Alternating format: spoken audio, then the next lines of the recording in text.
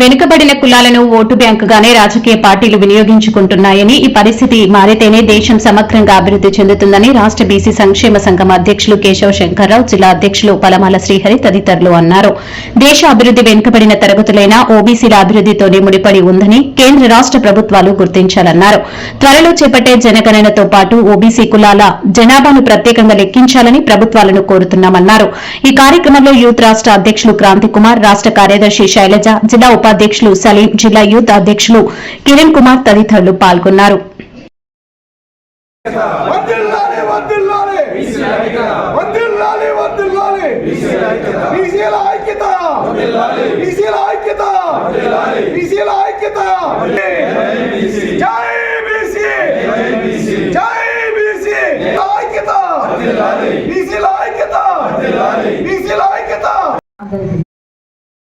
Electronic media, print media సోదరులందరూ కూడా రాష్ట్ర బీసీ సంక్షేమ సంఘం తరఫున శుభాకాంక్షలు తెలియజేస్తూ ఉన్నాం.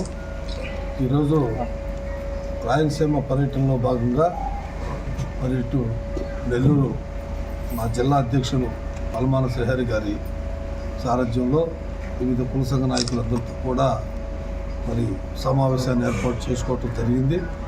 ఆ క్రమంలోనే కొన్ని సమస్యల్ని కొన్ని కులాల వారు మా దృష్టికి తీసుకురావటం కూడా జరిగింది. ఏది ఏమైనా ఆ కులాల యొక్క సమస్యల్ని మా చేతనంత వరకు తప్పనిసరిగా పరిష్కరించేటువంటి కార్యక్రమాన్నే మేము తీసుకుంటాం. తప్పనిసరిగా మరి చాలామంది ఉద్యోగస్తుల్లో ప్రమోషన్లో కానీ మరి ఓబీసీలో చేర్చాలని కానీ రకరకాలుగా సమస్యల్ని, అదేవిధంగా గత ప్రభుత్వం భవనానికి మరి ఆ కమ్యూనిటీకి, విశ్వబ్రాహ్మణ కమిటీకి స్థలం కేటాయించడం కానీ ఇవన్నీ కూడా సమస్యల్ని మా దృష్టికి తీసుకురావటం జరిగింది. మా అధ్యక్షులు గారు సారథ్యంలో అవి పరిష్కరించే కార్యక్రమాన్ని తీసుకోవాలి. తర్వాత మేము మరి రాష్ట్ర స్థాయిలో ఉన్న సమస్యల్ని మేము తప్పనిసరిగా కేంద్ర రాష్ట్ర ప్రభుత్వాల దృష్టికి తీసుకెళ్లి పరిష్కార మార్గంగా తప్పనిసరిగా సంక్షేమ సంఘం తరపున చేస్తామని చెప్పి మీ అందరూ కూడా నేను మనవి చేస్తా ఉన్నాను. ఈరోజు మరి దేశవ్యాప్తంగా దాదాపు మనకి 90 సంవత్సరాల క్రితం బ్రిటిష్ వాళ్ళు 1931లో ఈ దేశంలో జనగణనతో పాటు కులగణాంకాలు కూడా చేశారు. కులగణాంకాలు చేయటానికి ఒక ఫార్మేట్ని ఆ రోజు బ్రిటిష్ వాళ్ళు పెట్టారు. ఆ కాలంలో కూడా ఓబీసీ కాలాన్ని కూడా పెట్టి జాతీయ స్థాయిలో కూడా ఆ రోజున జనగణనతో పాటు కులగణాంకాలు కూడా చేశారు. జనగణన అంటే ప్రతి 10 సంవత్సరాలు కూడా ఎస్సీ ఎస్టీ సోదరులకి జనగణనతో పాటు కులగణాంకాలు చేసేవాడు.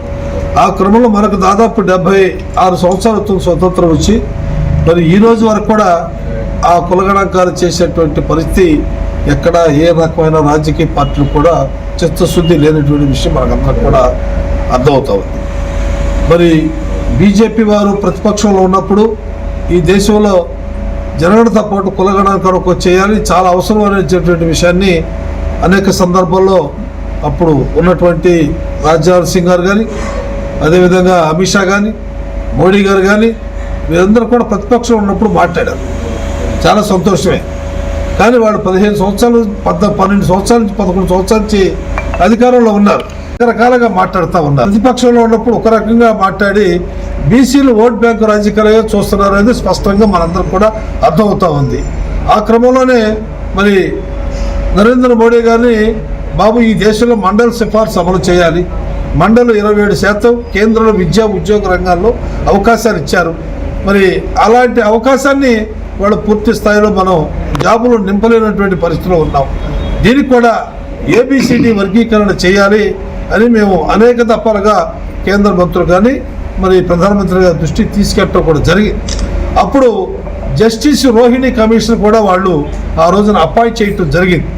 జస్టిస్ రోహిణి కమిషన్ కూడా ఈ భారతదేశంలో ఉన్నటువంటి ఎన్ని కులాలు దాదాపు 5,600 చిల్లర కులాన్ని ఐడెంటిఫై చేసి మోస్ట్ బ్యాక్వర్డ్ అతి తక్కువ జనాభా కలిగినటువంటి కులాలు కూడా మరి ఐడెంటిఫై చేసి మరి ఆ రోజున వారు నివేదిక ఇవ్వటం కూడా జరిగింది. మరి కేంద్ర ప్రభుత్వం ఇంతవరకు కూడా కుల గణాంకాలు చేయాలి, ఈ రాష్ట్రంలో జనాభా దామాషా ప్రకారంగా స్థానిక సమస్యల్లో రిజర్వేషన్ కల్పించాలని మేము ప్రధానమైన డిమాండ్ కూడా చేస్తా ఉన్నాం. జూన్ 6వ తారీఖున ఒక గొప్ప బహిరంగ సభను కూడా ఏర్పాటు చేస్తా ఉన్నాం. బీసీల ఆత్మగౌరవ సభని మరి రాష్ట్రం మొత్తం కూడా ఆ రోజున అక్కడ కేంద్రీకృతమై మరి రాష్ట్రంలో ఉన్నటువంటి మంత్రులు కూడా ఆ రోజున ఆహ్వానిస్తాం. మా యొక్క మరి సమావేశంలో మాకు ఉన్నటువంటి ఇబ్బందుల్ని మరి మీరు ఇచ్చినటువంటి హామీల్ని మేము ప్రజల సమక్షంలో మిమ్మల్ని అడిగి మా సమస్యల పరిష్కార మార్గానికి మీరు చొరవ చూపాలని చెప్పని మరి ఆ సభను కూడా విజయవంతం చేయాలని చెప్పని మరి ప్రార్థిస్తూ ఆంధ్రప్రదేశ్ బీసీ సంక్షేమ సంఘం స్టేట్ యూత్ ప్రెసిడెంట్గా కుమ్మర క్రాంతి కుమార్ నా పేరు. మరి రాష్ట్ర అధ్యక్షులు కేశవ శంకరరావు గారి ఆధ్వర్యంలో ఈరోజు ఈ యొక్క నెల్లూరు జిల్లాలో మరి శ్రీహరి గారి ప్రెసిడెంట్ గారు శ్రీహరి గారి యొక్క మరి అధ్యక్షతన ఈ యొక్క కార్యక్రమాన్ని ఏర్పాటు చేయడం జరిగింది. గత 5 రోజుల నుంచి కూడా రాయలసీమ పర్యటనని కడప, అనంతపూర్, ధర్మవరం, అదేవిధంగా మరి తిరుపతి, ఈరోజు నెల్లూరు చాలా స్పష్టంగా మా రాష్ట్ర అధ్యక్షులు వారు తెలియజేశారు. కుల జనగణన పార్టీ వచ్చి ఇప్పటికీ సంవత్సరం అయిపోయింది. కుల జనగణన మీద ఇంకా కమిటీలు వేస్తానని తెలియజేస్తూనే ఉంది. కేంద్ర ప్రభుత్వం ఏం చెప్తుంది? రాష్ట్రాలకు హక్కులు ఇచ్చాం, రాష్ట్రంలో కుల జనగణన చేసి పంపించమని చెప్తుంది. మేమేమో ఇక్కడ తీర్మానం చేసాం, పంపించామనే ప్రభుత్వాలు తెలియజేస్తున్నాయి. గత ప్రభుత్వం వైసీపీ 5 సంవత్సరాలు అంతే తాస్తారం చేస్తా లాస్ట్లో మేము కుల జనగణన చేసాం కానీ బయట పెట్టలేదు. అదేవిధంగా ఇప్పుడున్న ప్రభుత్వం మరి ప్రభుత్వాలు మారిన ఒక నివేదిక అనేది చాలా స్పష్టంగా మరి ప్రభుత్వం దగ్గర ఉంటుంది.